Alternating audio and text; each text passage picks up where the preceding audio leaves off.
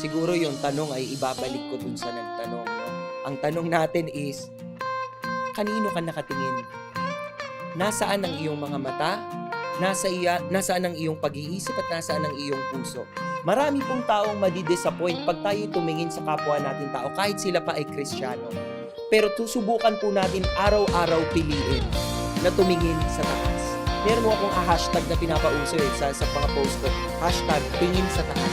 Kasi pag tumingin ka sa hindi sa taas, hindi sa Panginoon, marami kang mapapansing mali, marami kang mapapansing hindi consistent.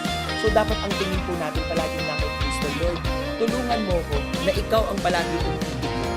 At hindi ko susukatin yung ibang tao base sa mga pagkakamaling nakikita ko sa kanila. Pagpus, titignan kita at titingin ako sa iyo, hihingi ako, Lord, ano yung pwede kong ibigay sa kanila para malayo ko sila doon sa mga bagay na ginagawa nilang hindi tama.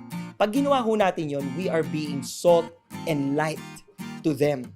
Magagawa nyo lamang po yan kung ang eyes nyo naka-fix kay Jesus.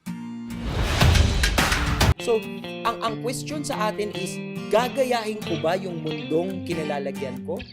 O mismong sa akin manggagaling yung pagbabago? Pero sinabi po sa Romans chapter 12, I urge you, brethren, do not be conformed to this world, but be transformed by the renewing of your mind. Hindi mo naman maiiwasan yung mga bagay na ito sa iyong paligid. We are planted in this world. Andito tayo eh. When all these things come at nakikita nyo ito yung nasa uso, maybe you should understand it so that you can relate to the people. But when you talk to them, for example, gusto mong i-correct yung isang tao tungkol sa bagay na ito, di ba? Dapat naiintindihan mo muna siya. Naalala ko po si Apostle Paul nung nag-preach siya doon sa Athens, no? Tinignan muna niya kung sino yung mga Diyos nila eh. Tapos may nakita siya doon to an unknown God. Sinabi niya, alam ko, lahat kayo mapagmahal kayo sa mga Diyos ninyo, pero may isa akong nakita dito, to an unknown God. Tapos sinabi niya, yung Diyos na yon ipapakilala ko sa inyo.